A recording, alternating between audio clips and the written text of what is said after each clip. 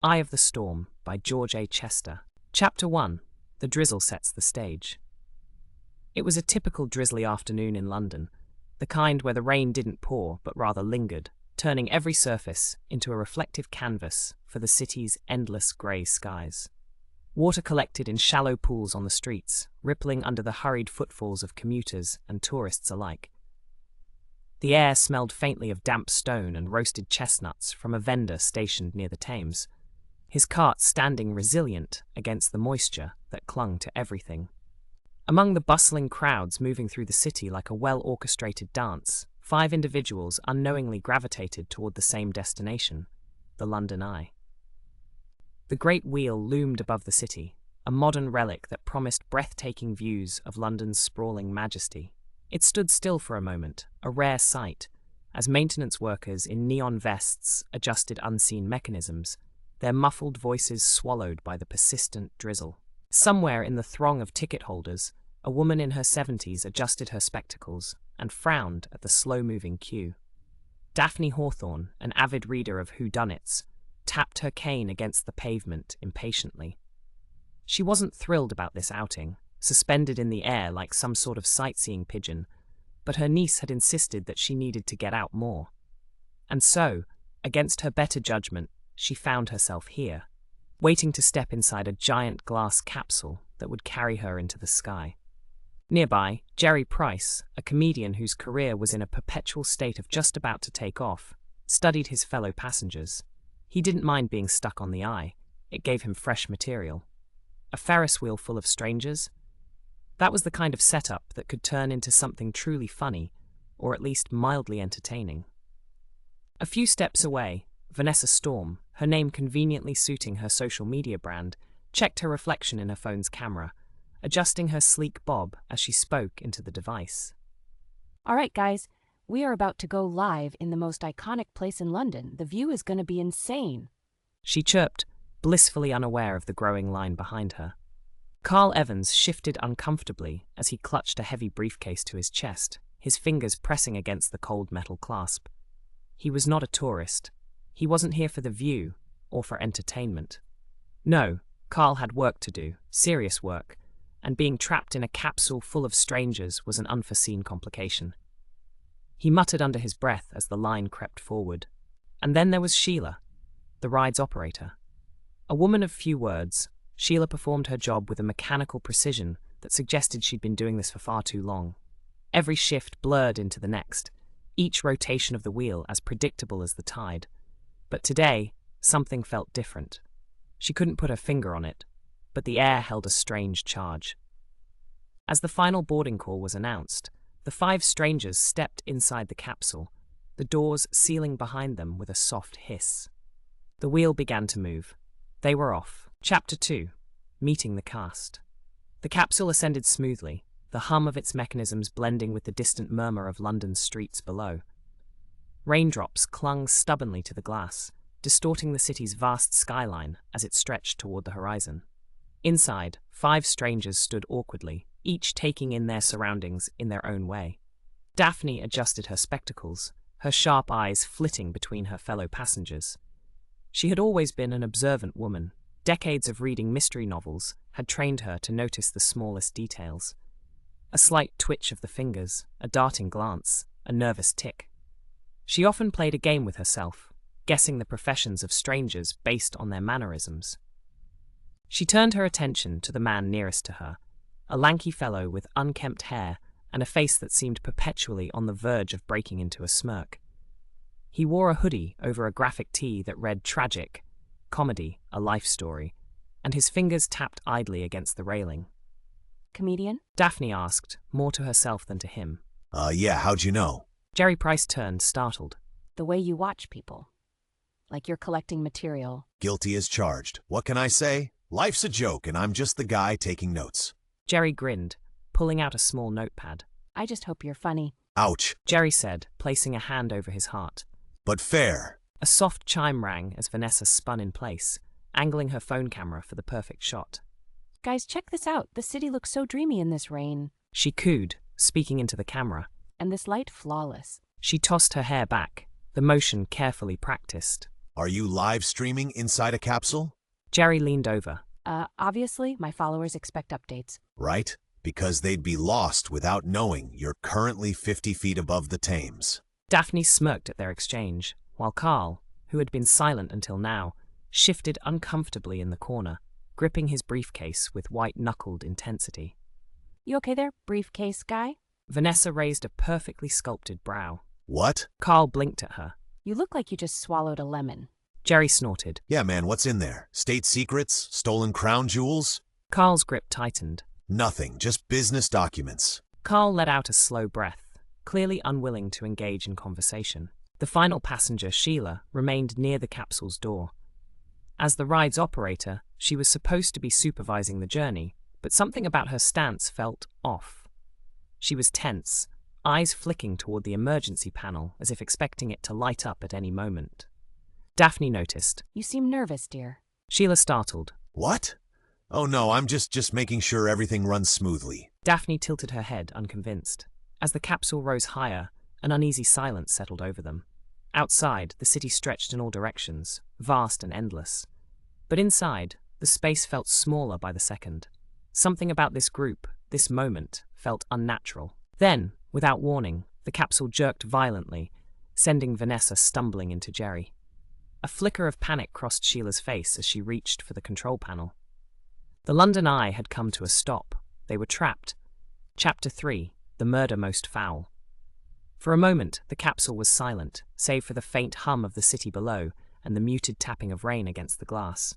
Each of its 5 occupants remained frozen, processing the abrupt halt of the great wheel. Then, the tension shattered. Oh, you have got to be kidding me. Vanessa groaned, her phone camera still in hand. This better not mess with my signal. She frantically tapped at her screen. Well, folks, this is how horror movies start.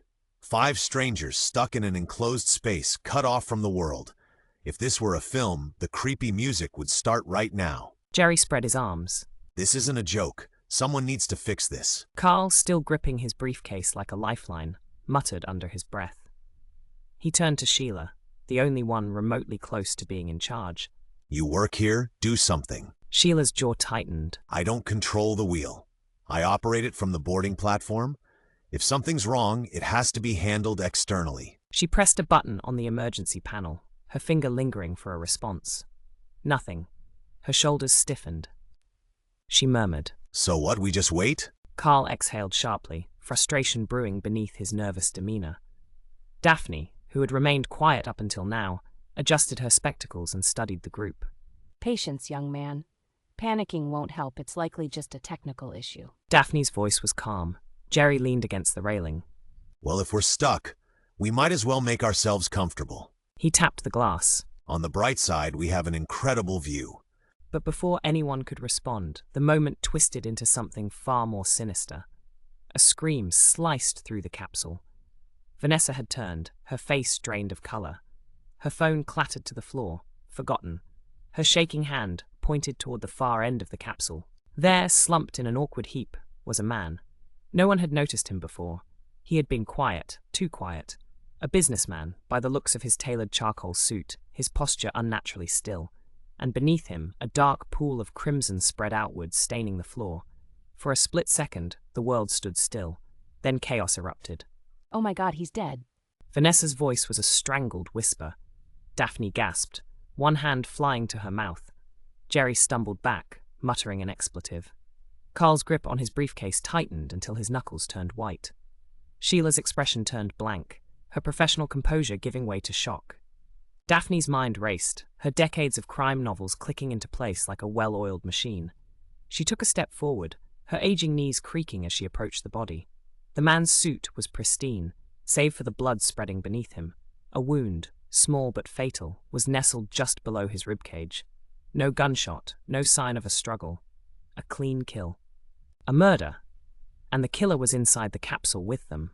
Okay, we need to think. What do we do? Jerry ran a shaky hand through his hair. I was filming. Maybe I caught something. Vanessa scrambled for her phone, fumbling to open her camera roll. Carl pressed himself against the glass, his eyes darting from the body to his fellow passengers. We can't be here. We need to... Daphne turned sharply. We're trapped in a sealed capsule above the Thames, young man. We are here, whether we like it or not. The question is, which one of us did this? The words hung heavy in the air. This can't be real. I mean, what are the odds? Jerry let out a weak chuckle. Daphne's voice was calm, yet firm. Statistically speaking, quite low. And yet, here we are. Sheila, still standing near the emergency panel, swallowed hard. We need to. A static crackle interrupted her. The intercom. Attention, situation, working on it, remain calm. Then just as quickly silence. Daphne inhaled deeply. Well, at least someone knows we're up here. And what if the person who killed him is still in here? Carl's hands clenched into fists. No if about it, buddy. Jerry looked around warily. All 5 of them stood still, the weight of realization sinking in. A man was dead, they were trapped, and one of them was a murderer. Chapter 4. Daphne takes charge. For a long moment, no one spoke. The air inside the capsule had turned thick, suffocating. The city below, usually so alive, felt distant, detached, as if they had been severed from reality, suspended in time.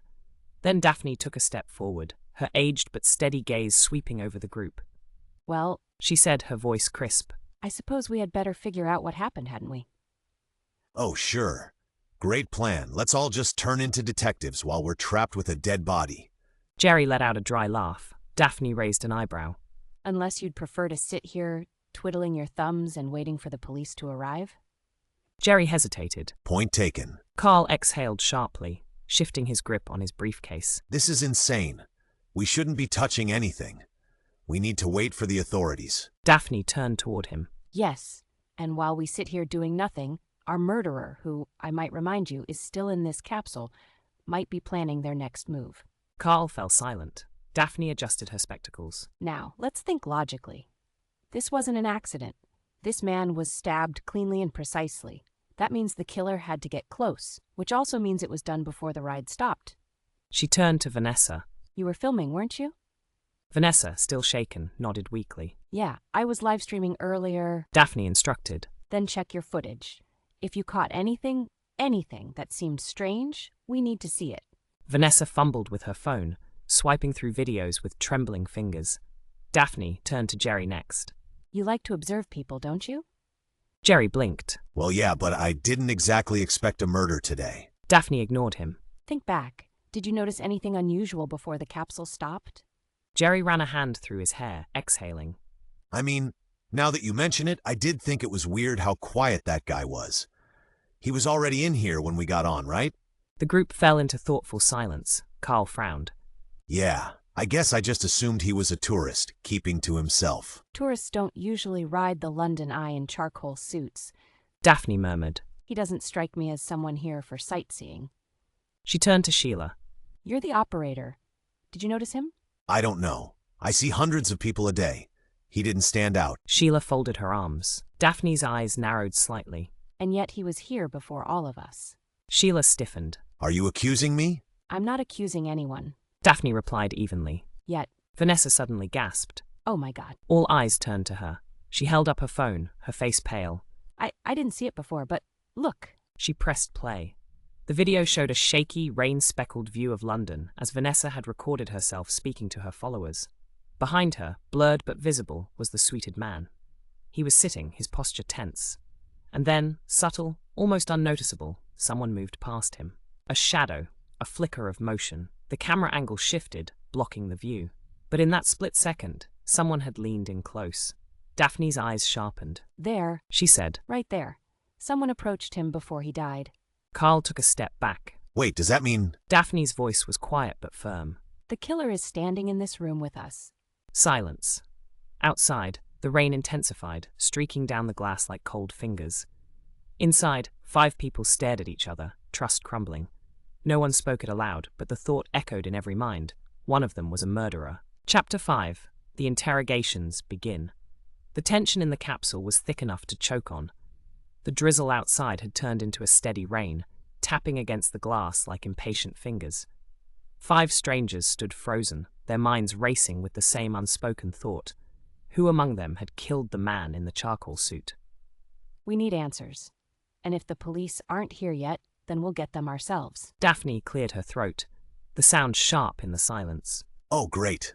Trapped in a giant glass murder box, and now we're doing a full-on whodunit. Jerry let out a nervous laugh. Daphne ignored him. She turned first to Carl, her sharp eyes locking onto his white-knuckled grip on the briefcase. You first, young man. Carl swallowed hard. What? You've been clutching that briefcase like your life depends on it. What's inside? Carl's grip tightened even further. I already told you. Business documents. And why, pray tell, would you bring business documents onto a casual ride on the London Eye? Daphne raised a brow. I had a meeting. It finished early, and I thought I'd kill some time before heading back. Jerry snorted. Well, you sure killed something, all right? Carl shot him a glare. That's not funny. Daphne's gaze didn't waver. Open it. What? The briefcase. Open it. Carl's breath came faster. That's ridiculous. You have no right. Daphne took a step forward, her wrinkled hands steady.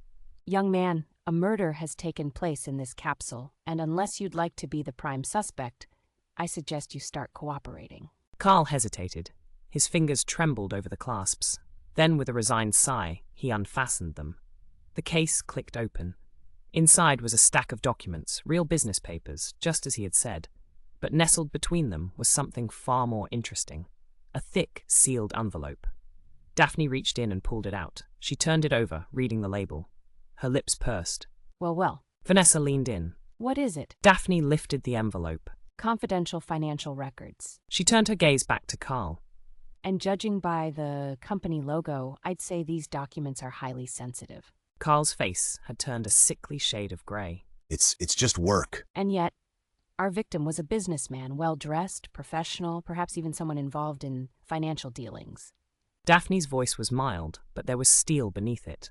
Carl took a step back. No, I don't know him. Are you sure?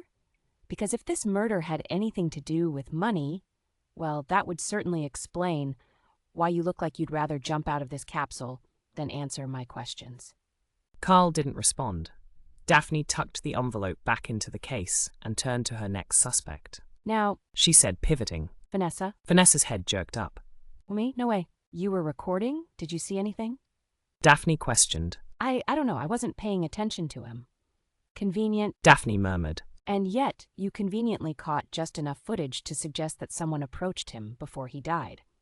Vanessa hesitated. Look, okay, fine. I was kind of hoping to get some good content for my followers, but I swear I didn't see anyone hurt him. Daphne studied her. You were live streaming, weren't you?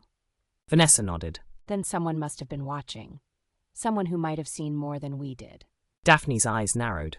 Oh my God, my chat. Vanessa blinked. Then her eyes widened. What? My followers. The chat. If someone was watching live, they might have noticed something I didn't. Vanessa exclaimed as she frantically scrolled through her phone, searching her past broadcast for comments. Daphne folded her arms. Do let us know if any of your adoring fans saw our murderer. Vanessa muttered under her breath as she scrolled. Meanwhile, Daphne turned to Jerry. You? Jerry blinked. Me? You claim to be observant. Yeah, but mostly for jokes, not murder investigations. Daphne ignored him. Did you see anything before Vanessa's footage cut out? Jerry rubbed his chin. Well, now that I think about it, the guy was acting weird. He wasn't looking at the view. Everyone does that when they get in the capsule, right? But he was just sitting there, stiff, like he was waiting for something. Waiting. Interesting. Daphne's mind whirred. You don't think he knew something was going to happen? Jerry frowned. Daphne tilted her head. Or someone. A shiver ran through the group. Daphne finally turned to the last person left. Sheila? Sheila's arms were crossed. Her posture had been rigid ever since the body was discovered. You disappeared when the ride stopped. Daphne studied her. I was trying to fix the emergency line. Sheila's posture said otherwise. And yet, you conveniently vanished right when the body was found. How terribly coincidental. Are you accusing me? Sheila's eyes darkened. I am asking questions. You are the one getting defensive. Daphne didn't blink. Sheila's jaw tightened. For a moment, no one moved. Then the intercom crackled again, static. Then a garbled voice, aware of the situation. Remain in place, authorities on the way. The group exhaled in unison. Daphne stepped back. Well, it seems we have a bit more time before the police arrive. And in the meantime... She looked around at the uneasy faces surrounding her. One of you is going to slip up. The capsule remained silent. And outside, the wheel stood still, the city oblivious to the storm brewing within. Chapter 6. A Comedian's Insight. The capsule was deathly quiet, save for the soft hum of the city below and the occasional crackle of the malfunctioning intercom. Rain streaked the glass like tiny rivers, blurring the view of London's vast skyline. Inside, 5 strangers stood in tense silence, 5 passengers, but only 4 suspects. So, I don't want to alarm anyone, but I really don't want to get murdered up here. Jerry shifted his weight from one foot to the other, rubbing the back of his neck. Oh, wow. Thanks, Jerry. That's so helpful. Vanessa shot him a glare. He held up his hands. Look, I know I joke a lot, but I do pay attention to people. It's kind of my job. He nodded toward the dead man slumped against the glass. And that guy? Something was off about him before we even noticed he was dead. Daphne adjusted her spectacles, intrigued. Go on. Okay, so I've done a lot of gigs in clubs, bars, theaters, places where people are very bad at hiding their emotions. And I've noticed that whenever something big is about to happen, people act differently. They get weird, hesitant, tense. Vanessa crossed her arms. And? Before we even realized he was dead, I kept thinking, this guy doesn't look like someone enjoying a casual ride. He wasn't looking at the view, he wasn't scrolling on his phone, he wasn't doing anything normal. He was just sitting there, stiff, like he was waiting for something, or someone. Daphne's mind whirred. Waiting for who? That's the million-dollar question, isn't it? Jerry shrugged. Carl frowned. Are you saying he knew he was about to be killed? Jerry rubbed his chin. Maybe. Or maybe he was meeting someone. Think about it. Why would a guy in a business suit come on the London Eye alone? He wasn't sightseeing. Vanessa hesitated. So, you think this was like planned? Jerry nodded. It sure as hell wasn't random. Someone was supposed to meet him up here, and whoever it was killed him instead. A shudder passed through the group.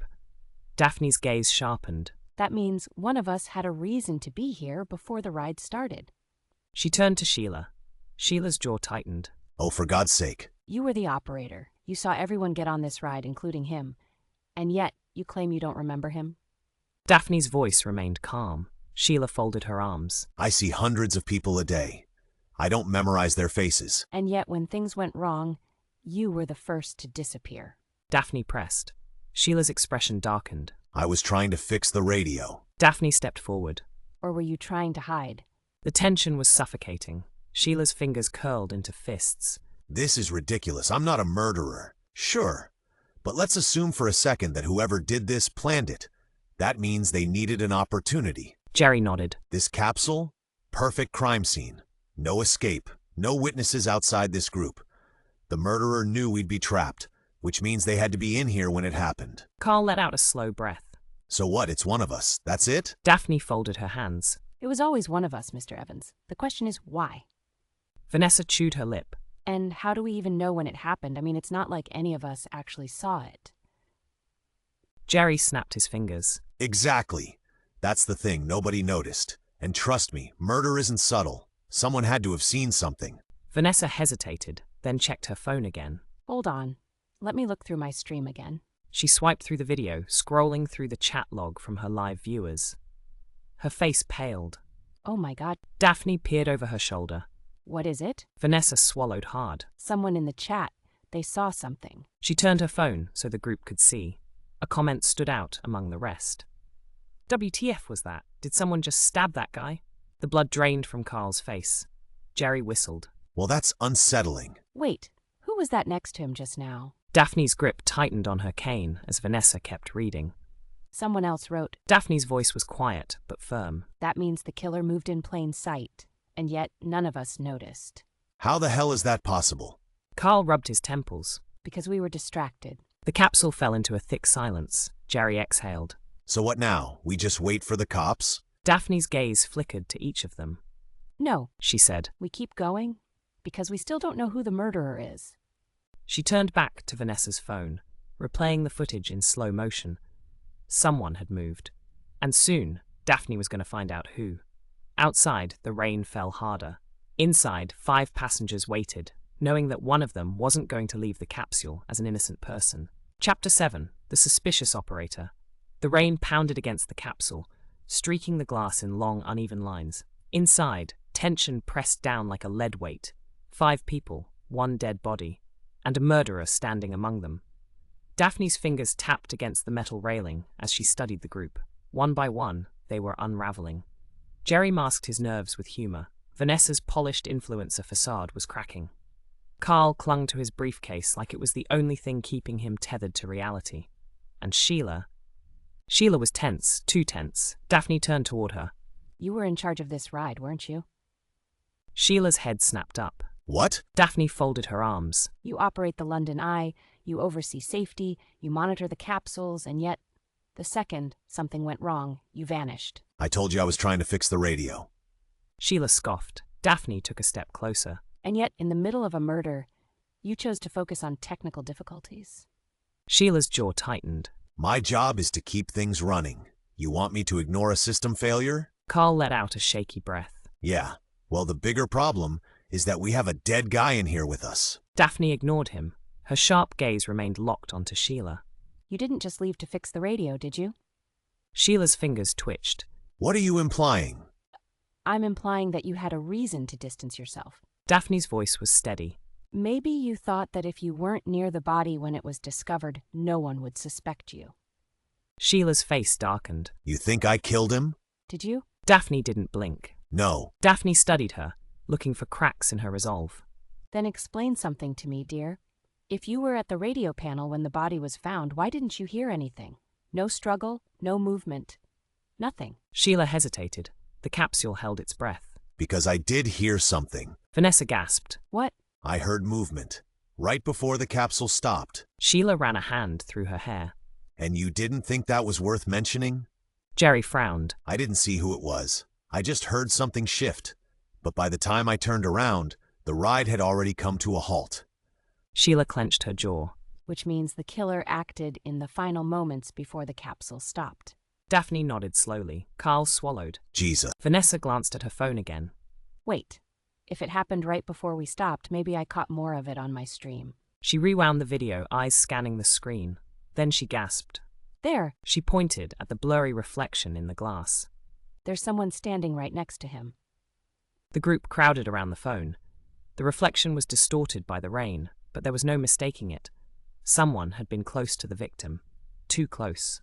Daphne's voice was barely above a whisper. Now we just have to figure out who. The capsule trembled slightly in the wind, and inside, 5 passengers realized they were running out of time. Chapter 8. Secrets Exposed. Vanessa's hands trembled as she replayed the video, eyes glued to the blurred reflection in the glass. The figure standing next to the victim was indistinct, just a dark shape distorted by rain, but it was someone. One of them. Daphne's sharp eyes flickered between the passengers. Well, it seems we're getting closer. Carl took a step back, gripping his briefcase, as if it could shield him from the accusation hanging in the air. You can't tell who it is from that video. Jerry exhaled slowly. No, but we know when it happened now. That narrows things down. Daphne tapped her fingers against the railing. And since we have time before the authorities arrive, I suggest we go ahead and clear up a few secrets. Carl stiffened. What are you talking about? Daphne turned toward Vanessa first. Let's start with you. Vanessa blinked. Why me? Daphne smiled mildly. You're an influencer, aren't you? Someone who thrives on an audience. And yet you were live streaming something far more sensitive than your usual content. Vanessa swallowed. I just wanted to film my ride. That's all. Daphne raised a brow. Oh, then why were you recording your fellow passengers more than the view? Vanessa's face turned red. Jerry snorted. Oh, come on, Vanessa. We all know you were hoping for some kind of drama to boost your views. Vanessa's lip curled, but she didn't deny it. Daphne folded her arms. Were you recording for entertainment, or were you trying to capture something specific? Vanessa hesitated. Then, in a small voice, she muttered. I thought the guy looked weird, okay? He was all stiff and paranoid like he was waiting for something. I figured, if something happened, I'd have it on camera. Carl scoffed. Unbelievable. You wanted something to happen? Vanessa glared. No, I just thought it was odd, that's all. Daphne nodded thoughtfully. So you noticed something was off about him? Vanessa bit her lip. Yeah, and I wasn't the only one. But the group turned. What do you mean? Daphne's gaze sharpened. Carl noticed him too. Vanessa's voice was quiet. Carl stiffened. What? Yes, you did.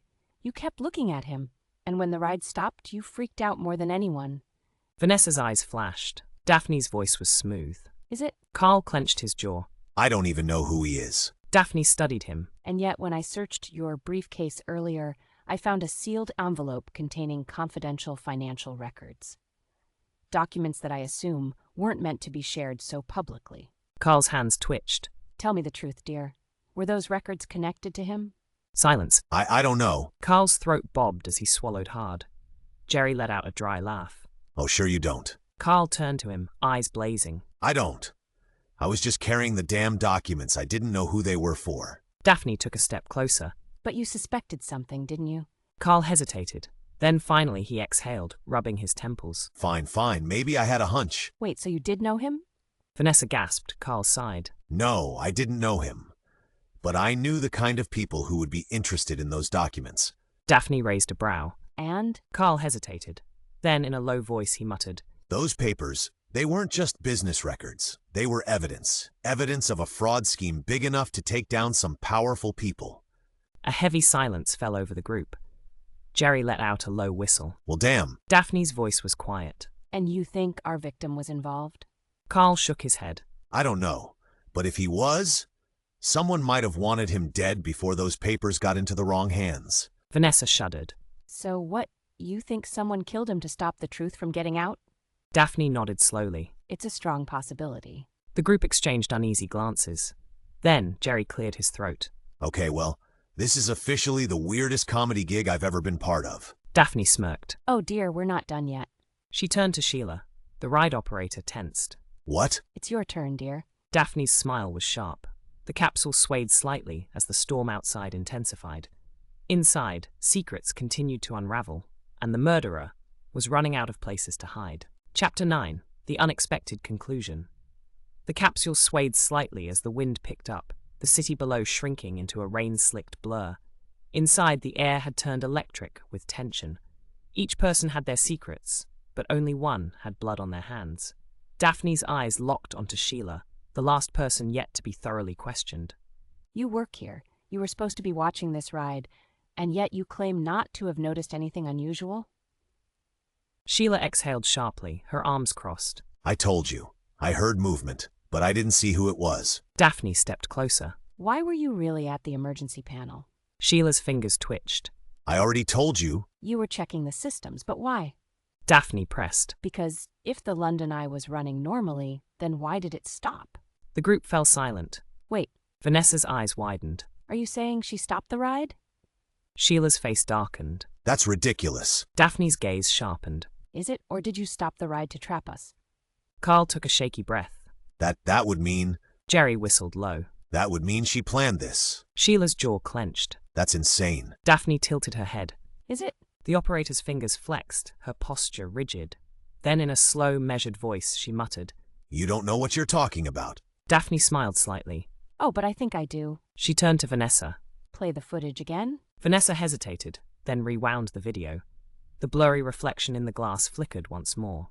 Right there. The rain had distorted the image, but one thing was clear. The person standing next to the victim was wearing a uniform just like Sheila's. The group inhaled sharply. Sheila's face turned pale. That could be anyone. Daphne shook her head. No, dear, it couldn't. Jerry took a step back. Oh wow, I did not see that coming. Vanessa swallowed hard. Wait, but why? Carl's grip tightened on his briefcase. I think I know. He turned to Sheila. It was about the documents, wasn't it? Sheila's nostrils flared. Daphne's voice remained eerily calm. You knew what Carl was carrying, and you knew who was meeting him. Carl let out a slow breath. The guy in the suit, he was supposed to be my contact, wasn't he? Sheila didn't answer. Vanessa's voice trembled. Sheila, did you kill him? Sheila's hands curled into fists. He was gonna ruin everything. The confession hung in the air like a thunderclap. The group stood frozen. Then Daphne nodded, as if she had expected it all along. You killed him to cover up the truth. Sheila's voice was tight with anger. You don't understand? He wasn't innocent. He was just as guilty as the people behind those documents. Carl shook his head. And Noah's dead. The intercom crackled suddenly. Descending now, stay calm. The capsule jerked. The ride was moving again. Oh my God, we're getting off. Vanessa exhaled shakily. Sheila's fingers twitched at her sides. Then suddenly, she lunged right for Carl's briefcase. Hey, what the hell? Carl yelped and stumbled back, nearly losing his grip. Daphne reacted first. With surprising speed for her age, she thrust her cane between Sheila's legs, sweeping her off balance. Sheila crashed to the floor, the impact rattling the capsule. Holy shit, lady. Jerry blinked. I may be old, dear, but I'm not slow. Daphne smiled mildly. Jesus Christ. Carl scrambled away, holding onto the briefcase like his life depended on it. Sheila groaned, gripping her wrist where she had fallen, her face twisted in rage. You don't understand. Oh, I understand perfectly. Daphne tilted her head. The London Eye continued its slow descent. Outside, flashing lights were waiting. Inside, the murderer had been unmasked, and Daphne Hawthorne, 72 years old, mystery novel enthusiast, had just solved a real-life crime. She exhaled. Well, She murmured. that was an interesting ride. The capsule finally touched the ground, and the storm had passed. Chapter 10, Relief Below. The capsule gave a gentle shudder as it finally reached the ground. The London Eye, usually a symbol of wonder and panoramic views, had become a crime scene. The doors hissed open, revealing a crowd of uniformed officers, paramedics, and curious onlookers, all waiting for the passengers to disembark. Daphne adjusted her spectacles, taking in the scene with a calm, knowing expression. Well, She murmured. it seems we've made quite the entrance. You can say that again. Jerry let out a shaky laugh. Sheila remained on the floor of the capsule, her wrists now secured behind her back with a set of plastic cuffs, courtesy of the London Eye's security team. Her expression was a mix of fury and resignation. Oh my God, we actually made it out. Vanessa exhaled, blinking rapidly, her influencer instincts kicking back in as she lifted her phone. Wait, should I? Vanessa, not the time. Carl groaned. Vanessa hesitated, then shoved her phone into her pocket. Right, not the time. As the group stepped out onto the platform, the police wasted no time taking over. Officers swarmed the area, leading Sheila away as she muttered under her breath. Daphne caught a few words. He deserved it. And you don't understand. A detective, a tall man with a neatly pressed coat, approached them. His eyes were sharp and assessing. I'm Detective Inspector Reynolds. We've been monitoring the situation since the eye stopped. You're the passengers from Capsule 17? Daphne nodded. That's correct. His gaze flicked to Sheila, then back to the group. And I understand you've had quite the ordeal. That's one way to put it. Jerry let out a hollow laugh. Reynolds sighed, pulling out a notepad. We'll need full statements from all of you. Daphne smiled. Of course. But I imagine you'll find our story quite compelling. The detective raised an eyebrow. Jerry smirked. Oh yeah, old lady detective here solved the whole damn case before you even got the ride moving again. Reynolds looked at Daphne with newfound interest. Is that right? Daphne inclined her head. A lifetime of reading Agatha Christie does have its benefits. Reynolds chuckled. I'll take your word for it. Paramedics moved in, checking each of them for shock. Carl sank onto a nearby bench, his hands still trembling around his briefcase. Vanessa downed a bottle of water in one go, muttering something about needing a vacation. Jerry clapped his hands together. Welp. Looks like I've got plenty of new material for my next set. Daphne gave him a wry smile. Just remember to credit the detective work properly. Jerry grinned. Wouldn't dream of leaving you out, Miss Marple. Daphne chuckled. The rain had stopped. The city buzzed around them as life moved forward, unaware of the chaos that had unfolded high above the Thames. Reynolds pocketed his notepad. All right, let's start from the beginning. Daphne exhaled, the weight of the evening finally settling. Yes, She murmured, let's... and with that, the case of the Eye of the Storm was officially closed. Epilogue. A week later, Daphne sat in her favorite armchair, a steaming cup of tea resting on the side table. The case had made headlines, and while the others had shied away from the attention, she had found it rather amusing. Vanessa had turned the whole experience into a tell-all video, racking up millions of views. Carl had disappeared from the public eye, presumably back to whatever shady financial world he belonged to. Jerry had, true to his word, turned the entire ordeal into a stand-up routine, and Sheila was in custody, awaiting trial. Daphne flipped through a fresh novel, smiling slightly. For all her years reading about detectives solving impossible crimes, she had never imagined she would become one herself. But, as she took a sip of her tea, she supposed there was a first time for everything. The end.